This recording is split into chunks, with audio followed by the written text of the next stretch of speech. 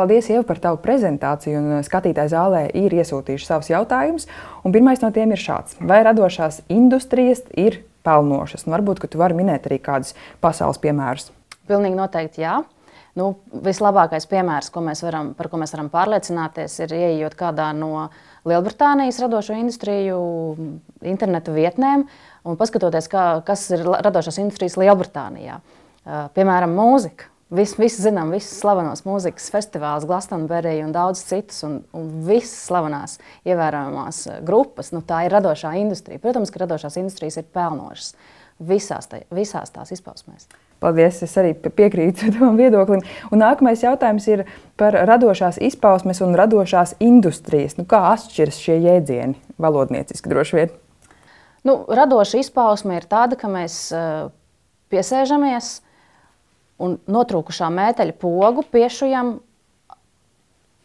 ar radošu pieeju. Ja mums, piemēram, ir pazudusi oriģinālā poga, mēs skatāmies, ko mēs varam piemeklēt, kaut kur atrast. Ja?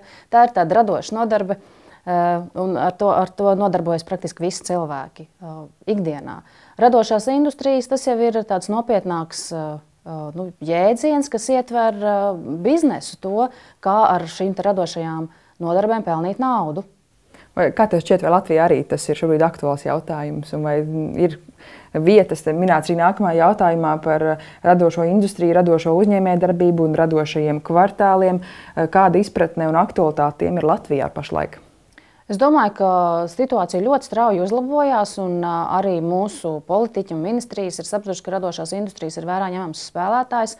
Un to rāda arī visi citi piemēri Eiropā, un mēs nevaram nekādā veidā to ignorēt. Skatāmies kaut vai būvniecības nozari, kas ir pietiekoši aktīvs ekonomikas spēlētājs. Tā nevar iztikt bez arhitektiem. Tāpatās arī jebkura ražošana, tā uzreiz automātiski piesaista dizaineru klātbūtni. Un, ja mēs veidotu kaut kādus topus, vai arhitektu biroju topus, vai dizaina biroju topus, tur būtu pietiekami daudz, pietiekami ievērojams tas pirmais desmitnieks ar uzņēmumu ar lieliem apgrozījumiem. Jo arī šie visi tie nav radošie kolektīvi, tie ir sabiedrības ar ierobežotu atbildību un pat akciju sabiedrības. Un nevalstiskas organizācijas, protams, arī. Visi veloklubi un es arī domāju, radošie kvartāli. Pat konferences par radošiem kvartāliem, kur Lielgalvis arī aicināja kopā radošajā fórumā. Un arī īstenībā nākamais jautājums tāds ļoti cilvēcisks, acīmredzot, kā tas uztrauc, kāda ir Latvijas iedzīvotāju izpratne par radošām industrijām un kāda ir to nozīme ekonomikā kopumā. Ļoti plašs jautājums, bet varbūt sāksim ar to, kāda ir iedzīvotāju izpratne, tavuprāt. Latviešu dabā vispār ir radīta. Un arī mūsu vēsture ir bijusi tāda, ka mēs visi nākam no ģimenēm, kur mammas ir šuvušas un adījušas, un arī mēs ļoti daudz jaunas sievietes to māk. Ja? Un ja kaut kur citur, Amerikā vai kaut kur tā ir tāda moda, ko cilvēki iemācās no jauna, tad tomēr mums šīs prasmes ir. Un līdz ar to latvietim ir diezgan viegli pārslēgties uz radošo domāšanu. Cita lieta, ka nevienmēr viņš prot un saprot, kā šo savu produktu pārdot. Un vai varbūt tas, ko viņam patīk darīt, vai tas ir vajadzīgs citiem. Un te jau ir tā reize, tā vieta, kur piesniedzās biznesa domāšana. To, ko arī Toms teica, arī rakstniekam ir jāpadomā, vai šis romāns, vai šis stāsts, vai to es varēšu pārdot. Tāpatās arī man kā žurnāla redaktorei ir jādomā ne tikai par to, ko es gribu pateikt, vai ko es gribu, lai autori mani pasaka vai fotogrāfi, bet vai tas interesē arī citus. Un tā ir ar visiem radošo industriju produktiem. Vai tā būtu dziesma, vai, piemēram, galds vai krēsls, vai kaut kāda mobilā telefona aplikācija. Vispārīgi un pāriem pie konkrētāka piemēra. Droši vien kāds liepājnieks vaicā, kāda būs Lielā dzintara, tātad koncertzāle Jaunā Liepājas ietekme uz Liepājas turpmāko attīstību. Ieskats Lielā dzintara idejas, izpildījumu kvalitātei. Droši vien, ka tas personīgais viedoklis. Es esmu liels Lielā dzintara fans, es to atzīšos, jo es tiešām ticu labai arhitektūrai un to, ka laba arhitektūra spēj mainīt pilsētas tēlu, ne tikai, bet arī atmosfēru. Un nav noslēpums, ka ļoti daudz, viena lieta ir nauda, ko rada kaut kāda ekonomika, ja, vai radošā ekonomika, vai klasiskā ekonomika, vai smagā rūpniecība, bet otra ir emocijas un sajūta, ka pilsētā kaut kas notiek, ka pilsēta attīstās, ka pilsēta nav tukša, un Lielais dzintars noteikti sniegs šo sajūtu. Un Un jau tagad lielā dzintara ēnā, pat vēl būvniecības procesā, mēs redzam, kā ļoti Liepāja ir saņēmusies un cik daudz ir mazās radošās iniciatīvas. Strādājot pie žurnāla Creative Coast, arī mums ļoti daudz jautāja, vai tad jums būs, vai tad sanāks vesels žurnāls? Un patiesībā tik ļoti daudz, kas palika ārpus žurnāla lapām, vēl citi amatnieki vai citi reklāmas cilvēki, visdažādākie. Tā kā tas viss notiek kontekstā. Mums ir lielais valis, lielais ankurs, lielais kuģis, un tad ir daudzas mazās zvejnieku laiviņas, kas to līci padara brīnišķīgu. Paldies, ļoti iedvesmojoši atbildi. Ceru, ka liepājnieki priecājas, ka Ieva Zībarta eksperts novērtējusi tik augstu lielo dzintaru. Gribēju pajautāt vēl jautājumu par to, kāds no taviem klausītājiem šodien ir vēlas noskaidrot vienu labu un vienu sliktu piemēru radošuma izpausmei Latvijas tirgū.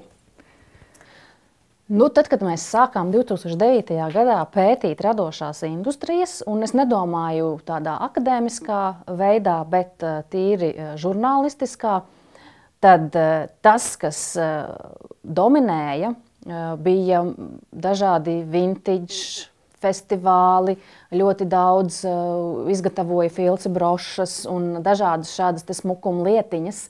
Tas viss laiks ir beidzies, ja mēs aizējām, tas nekur vairāk nav. Mums ir no varbūt tādām mazām brošu darbnīcām. Es, protams, tagad runāju varbūt tā ilustratīvi. Ja? No mazajām brošu darbnīcām ir izauguši vairāki modes zīmoliem, kas eksportē uz vairākām valstīm. Un pat ja tie ir cilvēki, kas jau konceptuāli sāka savu zīmolu virzīt un kādā veidā nav saistīti ar šiem mazajiem tādiem rokdarbu biznesiem, tad tik un tā mēs varam teikt, ka tie ir izauguši, jo tas fons, ka cilvēki kaut ko rada, ka viņi piedalās, ka viņi mēģina pārdot savu darbu, jo tas tirdziņš, tas ir pirmais pārdošanas treniņš, ka tas ir iedrošinājis arī daudzus citus startēt tirgū, un startēt jau nopietnējā tirgū, eksporta tirgū. Mums ir ļoti daudz zīmolu pašlaik ceļš Latvijas modē un vispār produktu dizainā, kas eksportē uz vairāk kā 20 valstīm.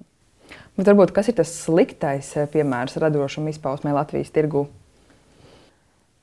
Varbūt tāda spēku nenovērtēšana, un es gribētu teikt arī konsekventa valsts atbalsta trūkums, jo programmas, kas ir bijušas dažādas, viņas ir ļoti īslaicīgas, un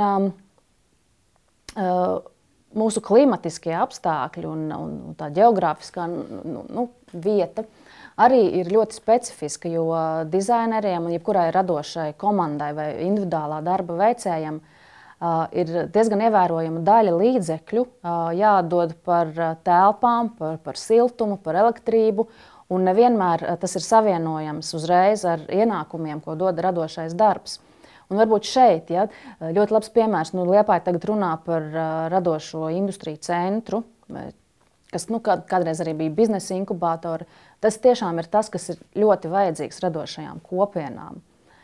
Garantija, ka viņiem ir darbs vismaz kādu laiku, kādus gadus, lai viņi var attīstīties, lai var attīstīt savu produktu, savu zīmolu. Un tas varbūt ir tā mazā kritika, ka valsts ļoti grib lepoties ar radošajām industrijām un viņas izmantot arī varbūt kaut kādu ordeņu iegūšanā, bet varbūt ne tik daudz saprot, kā tieši palīdzēt radošajām industrijām. Paldies, Ieva, gan par tavu prezentāciju, gan par to, ka tu esi Liepājā un arī par tavām atbildēm skatītājiem. Paldies!